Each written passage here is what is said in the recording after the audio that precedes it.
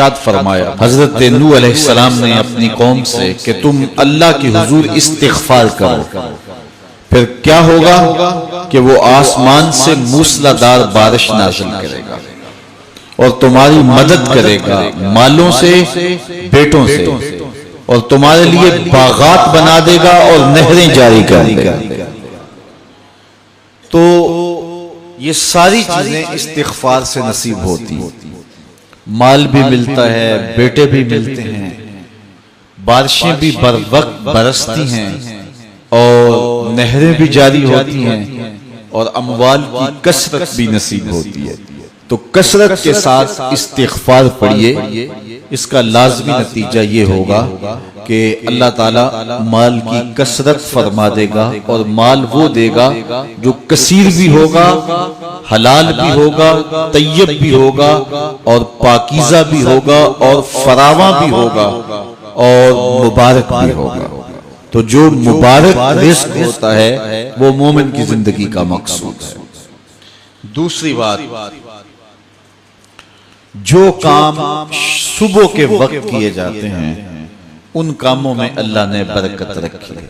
कुछ लोगों की आदत है कि वो देर से उठ के देर पे कामों पे जाते हैं। हुजूर ने अल्लाह की बारगाह में दुआ की, ऐ अल्लाह मेरी उम्मत की सुबहों में बरकतें डाल दे। तो सुबह के कामों में बरकत है, इस्तिग़फ़ार पढ़ते रहें उसमें बरकत है। और वो कितना खुश नसीब है जो सुबह को काम पे जा रहा है और इस्तिग़फ़ार भी पढ़ता जा रहा है। तो अल्लाह ताला उसके काम में बरकत नाज़िल फरमाए। तीसरी चीज, जब अल्लाह ताला जल्ला शानुहु अता करे तो उस पर शुक्र करे। शुक्र करेगा तो अल्लाह और ज्यादा अता करेगा। वाला इन शकरतुम लअज़ीदन्नकुम, ये मेरे रब का सच्चा वादा है कि मेरे बंदो जब तुम मेरा शुक्र अदा करोगे मैं और ज्यादा अता करूंगा। कमजोर लोगों को जब तुम नवाजते हो तो वो दुआएं देते हैं, तो उसकी दुआ की बरकत से तुम्हारे रिज़्क़ में इजाफा हो जाता है। तो कमजोर लोगों के साथ हुस्न सलूक कीजिए, उससे रिज़्क़ के अंदर बरकत नसीब हो। एक और जरिया है रिज़्क़ के इजाफे का, और वो ये कि बाज़ बात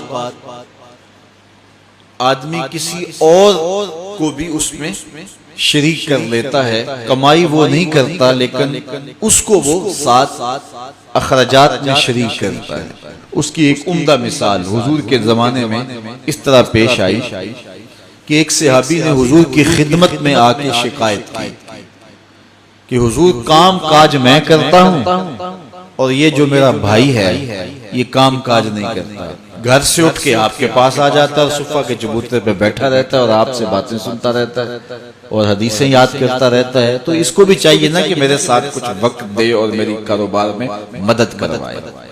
अल्लाह अकबर। तो उसने हुजूर से ये शिकायत की आके अपने भाई की। तो हुजूर ने इरशाद फरमाया, शायद तुझे भी रिज़्क़ इसके सदके से मिल रहा हो। तो इससे उलमा ने एक बात बयान की है। वो कहते हैं कि ये जो तलबाए दीन होते हैं अपने रिज़्क़ में उनका हिस्सा शामिल कर लो। हो सके तो अपना भाई या अपना एक बेटा वक्फ कर दो जो दीन पढ़े, और तुम उसकी जिम्मेदारियां अपने ज़िम्मे ले लो। और अगर ऐसा मुमकिन नहीं है तो फिर कम से कम कुछ दीनी तलबा की कफालत अपने ज़िम्मे ले लें। और जिस तरह अपने बच्चों पर खर्च करते हैं खुशी से, आसूदगी से, और उनकी ज़रूरियात जिस तरह पूरी करते हैं इस तरह दीनी तलबा की ज़रूरियात भी इसी अंदाज से पूरी करें तो इस हदीस के आप मिस्ताक हो जाएंगे। तो अल्लाह ताला आपको बहुत नवाजेगा और ये रिज़्क़ में इजाफे का सबब और जरिया होता है। मैं तो आजकल दोस्तों को ये भी कहता हूँ कि अपने कारोबार के अंदर जो है वो इदारतुल मुस्तफ़ा को शामिल कर लो। कुछ फीसद हिस्सा इदारतुल मुस्तफ़ा का रख लो तो तुम फिर अपने कारोबार के अंदर बरकतें और रहमतें उतरती हुई महसूस करोगे।